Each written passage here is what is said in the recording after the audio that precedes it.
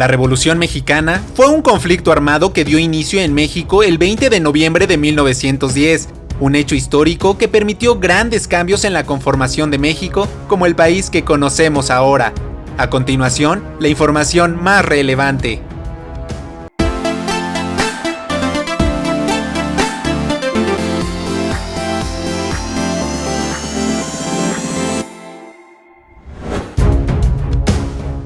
Para poder entender qué fue la Revolución Mexicana, debo explicarte primero qué es revolución. Este término proviene del latín revolutio, que significa una vuelta, y aplicado al contexto de un país, es un cambio social en la estructura y organización de un sistema político. Este cambio es organizado, masivo, radical y generalmente conlleva conflictos violentos. Ahora sí, los antecedentes de la Revolución Mexicana se remontan a un momento histórico conocido como el Porfiriato, el cual fue una dictadura ejercida por el entonces presidente de México, Porfirio Díaz, periodo que abarcó de 1876 hasta 1911, es decir, 35 años. Cabe destacar que durante este tiempo, México tuvo un considerable crecimiento económico y cierta estabilidad política. Sin embargo, estos beneficios también perjudicaban a las clases más pobres del país, situación que originó una alta oposición a la presidencia de Porfirio Díaz. En 1908, Porfirio Díaz brindó una entrevista a James Creelman, reportero del Pearson's Magazine, donde hizo la siguiente declaración: "He esperado con paciencia el día en que el pueblo mexicano estuviera preparado para seleccionar y cambiar su gobierno en cada elección, sin el peligro de revoluciones armadas y sin estorbar el progreso del país.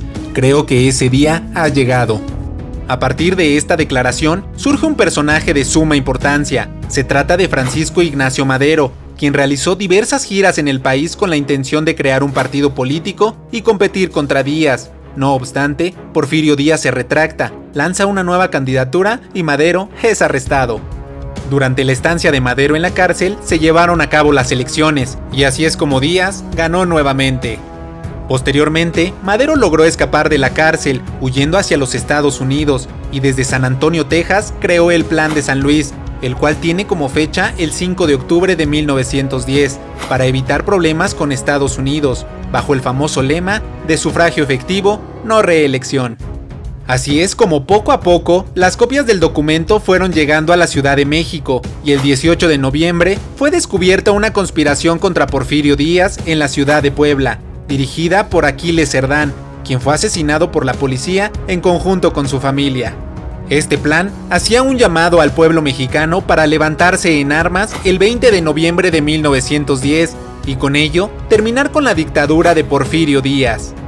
El objetivo era imponer condiciones de elecciones libres y democráticas, además de regresar a los campesinos las tierras que anteriormente les habían sido arrebatadas por hacendados y latifundistas. Rápidamente, el movimiento fue tomando importancia y comenzaron a surgir levantamientos en contra de Porfirio Díaz, los cuales rindieron frutos. Fue así que a las 11 de la mañana del 25 de mayo de 1911, frente a la Cámara de Diputados y en medio de una manifestación de más de 1000 personas, que Porfirio Díaz, a sus 80 años de edad, renunció a la presidencia de México, sentenciando con ello el fin del porfiriato. Posterior a su renuncia, José de la Cruz Porfirio Díaz Mori, su nombre completo, fue exiliado del país, siendo en París, Francia, donde viviría sus últimos años, falleciendo el 2 de julio de 1915, a los 84 años. Ya sin Porfirio en el poder, en 1911 se realizaron nuevas elecciones en México, siendo Francisco I. Madero el ganador. A partir de este momento, el escenario político de México tuvo grandes altibajos, generándose varios movimientos contrarrevolucionarios y desacuerdos con diversos personajes de suma importancia durante el resto del movimiento, entre los que destacan Pascual Orozco, Emiliano Zapata, de quien ya hablamos en otro video y que puedes ver posteriormente, la aparición de Victoriano Huerta y el golpe de estado que lleva por nombre la Decena Trágica, la cual pone fin al gobierno y vida de Francisco I. Madero, la de su hermano Gustavo y la del vicepresidente Pino Suárez.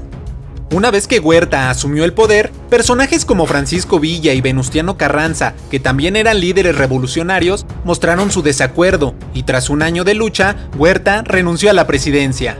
Posterior a este hecho y mediante el Plan de Guadalupe, se designa a Venustiano Carranza como el primer jefe del ejército constitucional y se haría cargo interinamente del poder. Más tarde, en la Convención de Aguascalientes, Eulalio Gutiérrez fue elegido como presidente del país en 1914. Como podemos ver, la inestabilidad política en México continuó varios años más. De hecho, muchos historiadores se debaten sobre cuándo terminó la revolución. Algunos dicen que en 1917, tras la proclamación de la Constitución mexicana. Otros indican que en 1924 con la presidencia de Plutarco Elías Calles, o bien que incluso se extendió hasta 1940. De lo único que estamos seguros es que la conmemoración de esta etapa histórica para México se seguirá realizando cada 20 de noviembre, como resultado del Plan de San Luis, con la invitación de Francisco I. Madero que le hizo al pueblo mexicano para levantarse en armas en contra de la dictadura de Porfirio Díaz. Y eso es algo que ahora ya conoces. Muchas gracias por ver este video, dale like si te gustó. Síguenos en nuestras redes sociales de Eurekapedia. Por favor, deja aquí abajo tus comentarios, aclaraciones, solicitudes, opinión o lo que tú quieras. Lo importante es aportar a la comunidad y aprender todos juntos. Y si no puedes ver el contenido, escucha los podcasts. Nos vemos en otro momento. Soy Eurekapedia, no olvides suscribirte. Hasta la próxima.